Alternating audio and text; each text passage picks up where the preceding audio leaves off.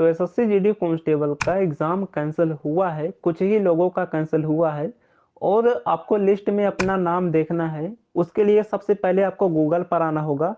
यहाँ पर ssc.gov.in लिख के सर्च करना होगा।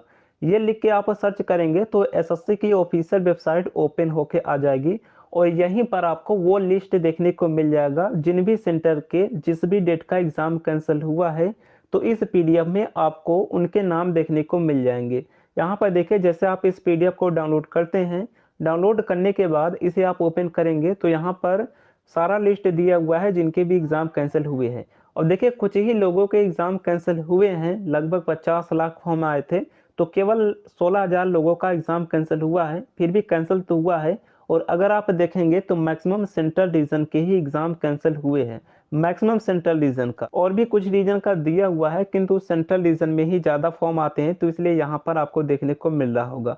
और यहाँ पर देखिए, नॉर्थ रीजन का भी यहाँ पर गाजियाबाद सेंटर का यहाँ पर कैंसिल हुआ है। बाकी और भी कुछ रीजन है, जैसे यहाँ पर देख सकते हैं एनईआर रीजन के भी एक सेंटर के कैंसिल हुए हैं। तो बहुत सारे रीजन है किंतु मैक्सिमम आपको जो है वो सेंट्रल रीजन का ही देखने को मिलेगा। अब देखिए, ये कैंसिल क्यों हुआ है, ये टेक्निकल प्रॉब्लम के कारण कैंसिल हुआ है। और ज़्यादातर अगर आप देखेंगे तो 6 मार्च को ही ये ज़्यादातर कैंसिल किए हैं। और 6 मार्च को जिनका भी एग्ज़ाम था, अगर आप उनसे पूछेंगे तो बहुत सारे कैंडिडेट ये कहेंगे कि हाँ, हमारे एग्ज़ाम में जब वो एग्ज़ाम दे रहे थे तो उनको प्रॉब्लम आ रही थी, अर्थात जब वो सबमिट कर रहे थे तो कंप्यूटर हैंग जैसा कर रहा था, अर्थात थोड़ा सा लोडिंग ले रहा था। और बहुत सारे कैंडिडेट का तो वेरिफिकेशन भी नहीं हो रहा था। तो 6 मार्च को ज़्यादातर प्रॉब्लम इनके सिस्टम में आई थी और इसीलिए 6 मार्च को ही ज़्यादातर अभ्यर्थियों के एग्ज़ाम कैंसिल हुए हैं। और देखिए, ये टेक्निकल प्रॉब्लम ही है क्योंकि कभी कभी ऐसा होता है कि जब आप लोग देखते होंगे, मॉक टेस्ट लगाते होंगे, तो मॉक टेस्ट लगाने के बाद जब आप सबमिट करते होंगे तो आपका सभी क्वेश्चन अनअटेम्प्ट हो जाता होगा। तो सेम वही प्रॉब्लम इनके साथ भी हुआ होगा कि जो अभ्यर्थियों ने अपना आंसर लगाया था उनके पास वो नहीं पहुंच पाया, पूरा ब्लैंक ब्लैंक आया। तो इसीलिए इन्होंने सोचा होगा कि इतने अभ्यर्थी तो सारे प्रश्न नहीं छोड़ सकते, तो इसीलिए जो है इनका एग्ज़ाम कैंसिल कराने का निर्णय लिया गया जिनका भी आंसर उनके पास नहीं पहुंच पाया। और एक ही दिन में ये एग्ज़ाम करा लेंगे। देखिए, 30 को जो है आपका एग्ज़ाम हो जाएगा जिनका भी कैंसिल हुआ है।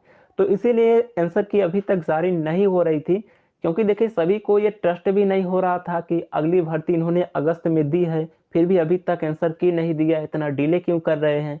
तो ये कारण किसी को समझ नहीं आ रहा था। अगर ये ना हुआ होता तो अब तक तो आपके आंसर की आ जाती। और एसएससी जो है अभी रुकने वाली नहीं है क्योंकि आप लोगों ने देखा कि आचार संहिता लगा हुआ है, फिर भी इन्होंने री एग्ज़ाम करा लिया क्योंकि इलेक्शन से इस भर्ती पर कोई इफेक्ट नहीं पड़ेगा। चुनाव आयोग ने भी नोटिस दिया है तो एसएससी नहीं रुकेगा। आप लोगों ने सीपीओ का भी देखा होगा, 9 मई को उनका जो है एग्ज़ाम शेड्यूल किया है एसएससी ने।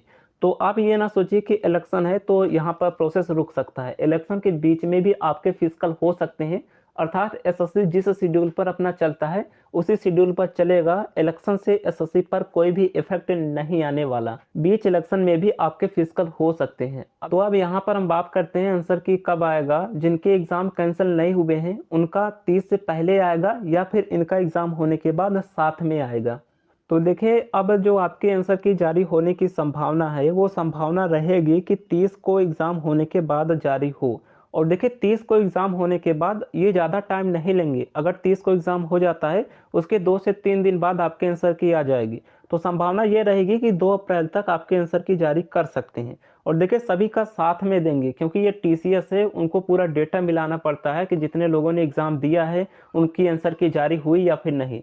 तो ऐसा आप ये नहीं कह सकते कि जिनका एग्ज़ाम कैंसिल नहीं हुआ है उनका पहले आ जाएगा, तो ऐसा नहीं है। जितने लोगों ने फॉर्म अप्लाई किया है, चाहे उन्होंने एग्ज़ाम दिया होगा या फिर एग्ज़ाम को छोड़ा होगा, सभी का आंसर की एक साथ जारी होता है क्योंकि टीसीएस अपना डेटा ये एसएससी को देता है और एसएससी रिजल्ट तैयार करता है। तो इसीलिए अब जो आंसर की आने की संभावना रहेगी वो 30 के बाद ज़्यादा टाइम नहीं लगेगा, 2 अप्रैल तक संभावना रहेगी।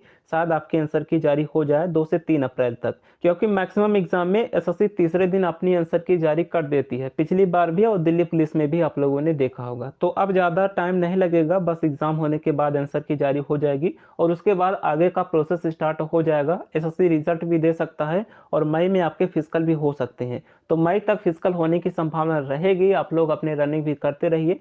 बाकी संभावना रहेगी कि 2 से 3 अप्रैल तक आपकी आंसर की जारी हो जाएगी। चलिए आगे का जो कुछ भी अपडेट आएगा इन्फॉर्म कर देंगे। मिलते हैं नेक्स्ट वीडियो में, तब तक के लिए जय।